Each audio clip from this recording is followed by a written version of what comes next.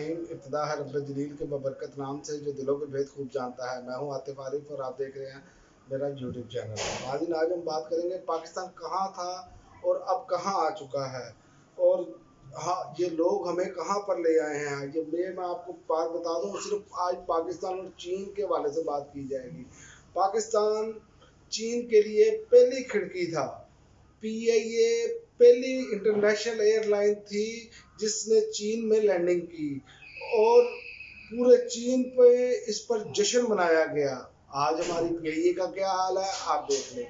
आज हम क्या कर रहे हैं आपके सामने। हमारी पीआईए पर पाबंदियां लगाई गई और खसारे में है पीआईए। अयूब खान के दौर में चीन को पाकिस्तान ने 3 जहाज फरोख्त किए। पाकिस्तान पहला मुल्क था जिसने चीन के साथ तजारत शुरू की। आज पाकिस्तान तरले मिलते कर रहा है कि हमारी किसी तरह एक्सपोर्ट बढ़ जाए, लेकिन हमारे इक़दामात क्या हैं वो आपके सामने हैं। हमारी हुक्मरानों की तजज़ियात क्या हैं ये आपके सामने हैं।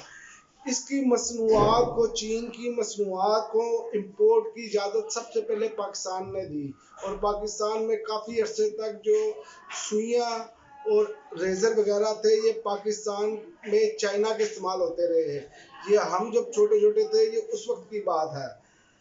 और पाकिस्तान ने चीन के मुसलमानों को हज और उम्रे की सहूलतें दी, और पाकिस्तान का वीज़ा लेना चीनी लोगों के लिए एक बड़ी ख्वाहिश समझा जाता था।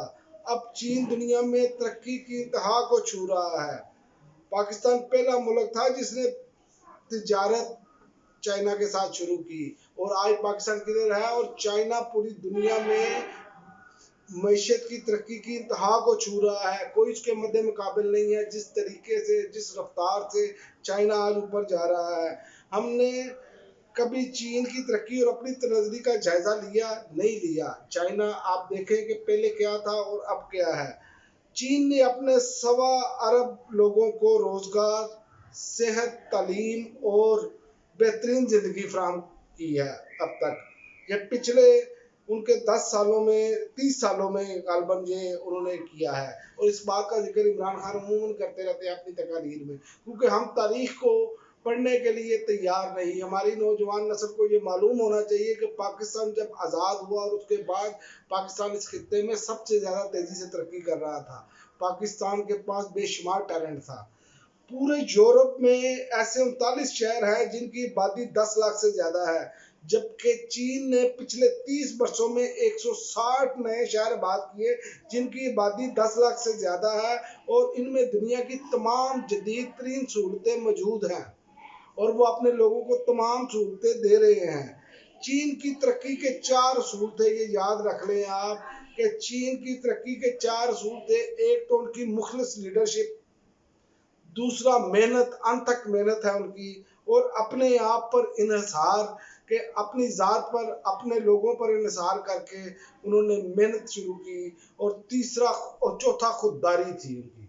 खुददारी, उन्होंने दूसरों से इमदाद के लिए हाथ नहीं फैलाए, उन्होंने अपने वसाइल के अंदर रहकर उसमें मेहनत की।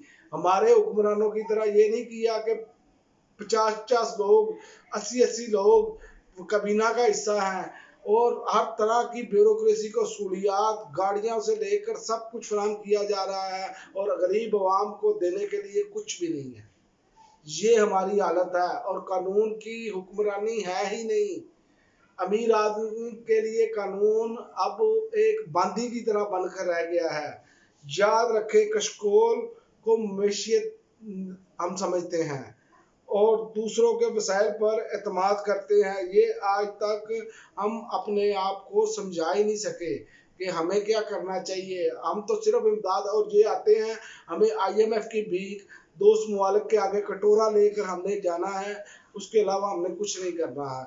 ये आप देख लें, मसलसल ये चला आ रहा है, और इमरान खान मसलसल इस पर बात कर रहे हैं कि हमें ये कशकोल तोड़ना होगा, हमें अपने आप पर इंहिसार करना होगा, हमें अपने अंदर कानून की बालादस्ती लानी होगी, कानून की हुक्मरानी होगी, इंसाफ होगा, तो फिर सरमायाकारी भी आएगी, और आपके लोग भी। यहाँ तो अब अपने लोग नहीं सरमायाकारी करने के लिए तैयार, जैसी बंदर बांट की जा रही है, ये हमारे सामने है। और हमने हमारी हालत ये है कि हर साल बेकारियों की तादाद में हम इजाफा करते चले जा रहे हैं। हुक्मरान भी बेकारी हैं, अरबों डॉलर रखने के बावजूद कटोरा पकड़ते हैं, भाग लेते हैं। ये नहीं कहते कि हम अपने पैसे पाकिस्तान में ले आए।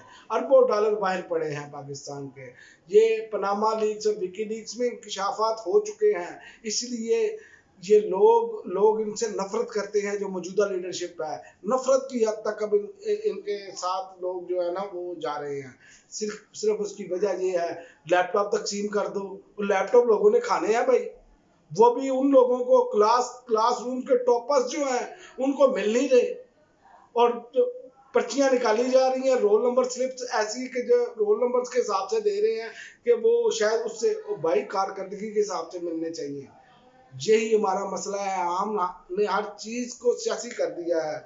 और मैं आपको एक और बात बता दूं, जहां से मौजे तंग ने अपने लॉन्ग मार्च शुरू किया था ना, हम आज भी वहीं पर खड़े हैं। और मौजे तंग जिस घर में, जिसने इतना बड़ा इंकलाब चाइना में बर्पा किया, वो 3 मरले का घर था जहां से वो निकले। उन्होंने अपने मोहल्लात नहीं बनाए, उन्होंने एवन फील्ड नहीं बनाए, उन्होंने सरे महल नहीं बनाए, उन्होंने अपनी कौम के लिए करके दिखाया।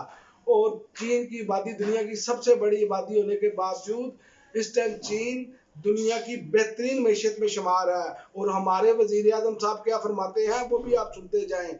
ये हमारी सोच जब तक नहीं बदलेगी, ये ऐसे ढीठ और जो आ जाते हटधर्म लोग वो नहीं आएंगे, कौम उनका रास्ता रोकेगी नहीं जब तक।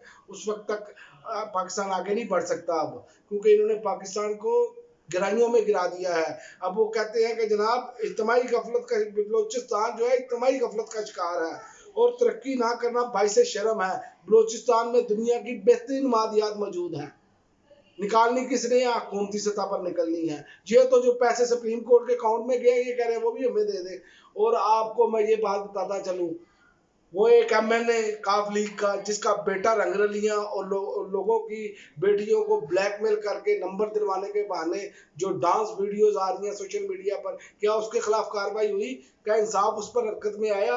क्या जो एक सिटिंग जज की बेटी ने, बीवी ने जो बच्ची पर तशद्दुद किया और इतना तशद्दुद किया कि वो बच्ची जान से हाथ धो बैठी, क्या उसके खिलाफ कानून हरकत में आया? यहाँ पर क्या बात हो रही है? यहाँ पर गरीब अवाम की बात नहीं हो रही। यहाँ पर अखबारात को जो फीड किया जाता है वो उसकी हेडलाइन लगा देते हैं, जैसे निगरान वजीर आजम 5 नाम शॉर्ट लिस्ट। ओ भाई एहसान कर रहे हो तुमसे 5 नाम नहीं शॉर्ट लिस्ट हो रहे। असम्बलियाँ 2 दिन कबल तहलील कर दी जाएंगी ताकि 90 दिन मिले और हम अपनी मर्जी से खाबे खा सके। नून लीग पीपल्स पार्टी तमाम सियासतदान निगरान वजीर आजम का नाम एक हफ्ते में फाइनल हो जाएगा, आदमी फैसला तादी क्यादत करेगी। ये ख्वाजा आजम साहब फरमा रहे हैं, इनकी तरजीहात चेक करें आप। और दूसरी तरफ बात आप देखें कि मुहर्रम का महीना चल रहा है और हजरत इमाम हुसैन ने जो कुर्बानी दी, जो मकासद थे, मैंने पिछले वीलॉग में भी वो बयान किए। उनके मकासद मजलूम लोगों के लिए, गरीब लोगों के लिए थे। उन्होंने जान राहे हक पर कुर्बान की, अपना पूरा कुंबा शहीद कराया। मगर अफसोस की बात है कि आज भी उम्मत सिर्फ उनकी शहादत को तो देखती है, उनके मकासद से हम इतने दूर जा चुके हैं, अहले बैत और सहाबा इकराम के और नबी करीम सल्लल्लाहु अलैहि वसल्लम के फरामीन से इतने दूर जा चुके हैं कि हमारे लिए वापसी उस वक्त तक मुमकिन नहीं है। क्योंकि अल्लाह ताला फरमाता है कि मैं इस कुरान से लोगों को अरूज देता हूँ और इसी कुरान से लोगों को जवाल की तरफ लाता हूँ। उसका मकसद, उसका मफहूम ये है, उलमा फरमाते हैं कि इसका मकसद ये है कि जो इस कुरान की बुनियादी तालीमात को अपना लेगा वो कौम चाहे गैर मुस्लिम ही क्यों ना हो, वो तरक्की की राह पर चली जाएगी। जो इसको छोड़ जाएगा वो गुमराही की तरफ चला जाएगा। आज देख लें अहले यूरोप, अहले मगरिब, वो आपकी बुनियादी असूलों को इस्लाम की अपनाए बैठे हैं और आज वो तरक्की की बुलंदियों को छू रहे हैं। चाइना है वो आपकी बुनियादी चीज़ों को इस्लाम की थामे बैठा है और बुलंदी तरक्की की बुलंदियों पर, क्योंकि इस्लाम की बुनियादी तालीम है इंसाफ होना चाहिए। सबसे पहले जब गरीब और अमीर आदमी के लिए इंसाफ का एक निज़ाम होगा फिर आगे बात चलेगी। जब इंसाफ नहीं होगा तो फिर कोई भी आप इकदाम कर लें, बड़ी मछली छोटी मछली को ऐसे ही खाती जाएगी, ताकतवर मजलूम को गरीब को खा जाएगा। अब तक के लिए नाज़रीन इतना ही, इजाज़त दीजिए।